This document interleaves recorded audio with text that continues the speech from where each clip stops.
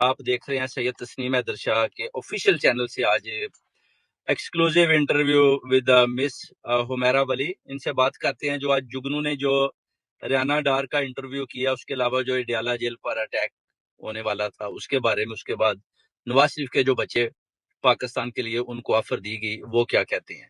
السلام علیکم مس حمیرہ ولی، کیا حال ہے؟ آپ ٹھیک ہیں؟ وعلیکم السلام، ٹھیک ہے، اللہ کا شکر ہے۔ جی آپ نے وہ دیکھا ہوگا کہ جگنو نے جو وہ چڑیا جو نجم سیٹھی صاحب کی وائف ہے، وہ چڑیا کے پیغام آپ نے سنے ہوں گے جو انہوں نے جو ریحانہ ڈار صاحبہ کا انٹرویو کیا. وہ تو ایک گھریلو خاتون ہے، مگر یہ کیسے سوالات کر رہی تھی آپ نے دیکھا. وہ پوچھ رہی تھی کہ آپ کی ایج کیا ہے، آپ نے عمران خان کی کرپشن نہیں دیکھی، اس طرح کے وہ سوالات کر رہی تھی جن کا کچھ جواز نہیں بنتا تھا. دوسری جو اس کی دیکھنے والی نظر تھی وہ بڑی وہ مزاحانہ سی تھی، جیسے کہ وہ بڑا یعنی گیم ڈالنے کی کوشش کر رہی تھی. اور مسٹر ریحانہ ڈار صاحبہ تو ہاؤس وائف ہیں، تو وہ تو بڑے سیدھے سیدھے جوابات دے رہی تھی. اس پر آپ کیا کہتی ہیں بھائی؟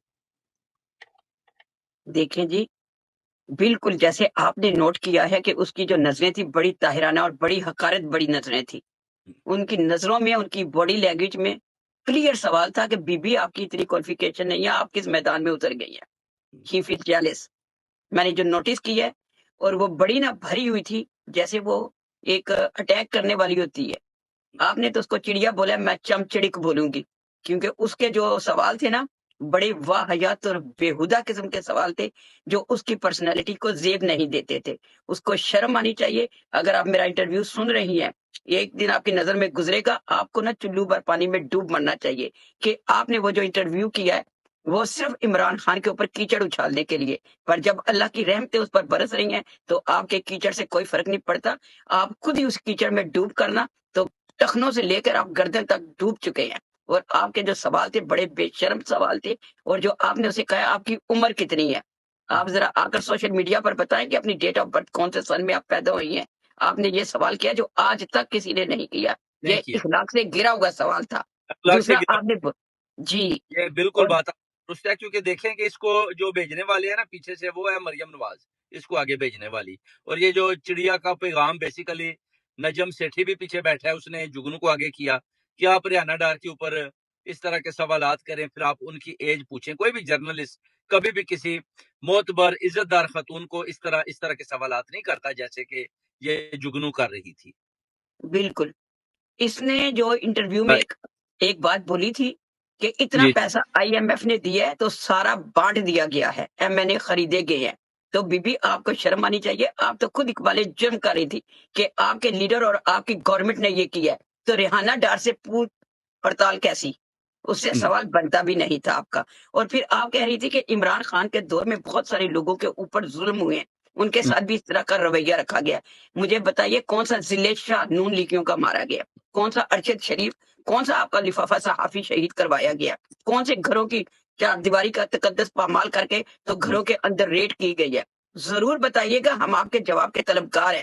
سوال جب کیا تو جواب بھی آپ کو دینا پڑتا ہے، اور سوال کے اندر ہی جواب تھا. جب آپ نے اس کو ڈیفینڈ نہیں کیا، جب اس نے سوال کیا تھا کہ میرے گریبان میں انہوں نے ہاتھ ڈالا ہے، تو بی بی آپ لاجواب ہو چکی تھی. پھر آپ نے اس کے اوپر ایک اور تیر چھوڑا کہ آپ کو جو ہے نا نالج رکھنی چاہیے. اگر آپ اس میدان میں کود گئی ہیں، آپ نے نہرو کا حوالہ دیا، آپ نے نہرو کو چھوڑے، آپ اپنے گریبان میں جھانکے. آپ کی تو نالج زیادہ تھی نا، تو آپ نے اس نالج کا کیا مینٹین کیا ہے؟ آپ نے بتایا نواز شریف کی کرپشن کتنی تھی، توشہ خانہ سے کتنی گڑیاں لے کر گئے، کتنی گاڑیاں لے کر گئے، کتنا نقصان پہنچایا، اور کتنا آئی ایم ایف کا پیسہ لے کے باہر پراپرٹیاں بنائی. آپ اپنی نالج کی اویئرنس ہمیں دیں. ہمیں ریحانہ بی بی کی اویئرنس نہیں چاہیے. باقول آپ کے کہ ان کی ایجوکیشن ٹھیک نہیں تھی، پر وہ گھریلو عورت تھی اور بالکل خوددار عورت تھی، اور پاکستان کے حق میں نکلی تھی. ان کے اندر کا خون جوش مار رہا تھا کہ میں حق کے ساتھ کھڑی ہو جاؤں. اور آپ کے گھٹیا سوال ان کے جوشوں کو ٹھنڈا نہیں کر پائے. لیکن ہم آپ کے اس ٹھنڈے ابلتے ہوئے دودھ کے اندر غبار لائیں گے، آپ سے جواب مانگیں گے. آپ کی نا عزت میرے دل میں تھی ایز اے سینئر سٹیزن، اور پھر آپ کی پرسنالٹی بھی تھی جس کو آپ نے خود زیرو کر دی ہے. اب آپ کی اس کی عزت کا فرق پڑے یا نہ پڑے، اس کی ایجوکیشن سے ہمیں کوئی فرق نہیں ہے. ہم نے اس کی لوئل دیکھنا ہے کہ کتنی ہے پاکستان کے ساتھ، اس کے اندر جذبے کے ہیں پاکستان کے اندر. اور آپ کا جذبہ ہمارے سامنے کھل کر سامنے آ گیا ہے، اور شیم آن یو اباؤٹ یور مگر انٹرویو. جانتی ہے کہ ریحانہ ڈار صاحبہ بہت بڑی لیڈ سے جیتی ہوئی ہیں. اور یہ Yes. ایسے سوالات کر رہی تھی جیسے کہ وہ پوری طرح ہاری ہوئی ہیں اور ان کا مذاق کرنے کی یہ کوشش کر رہی تھی، جو اوورسیز کمیونٹی کے علاوہ سب نے اس کو کنڈمٹ بھی کیا کہ یہ جناب یہ جگنو جو ہے نا ایک گھریلو خاتون کا انٹرویو کر رہی ہیں۔ میں تو خواہش کرتا ہوں کہ جگنو آپ کا انٹرویو کرے یا میرا کرے تو ہم اس کو بتائیں کہ انٹرویو ہوتا کیا ہے۔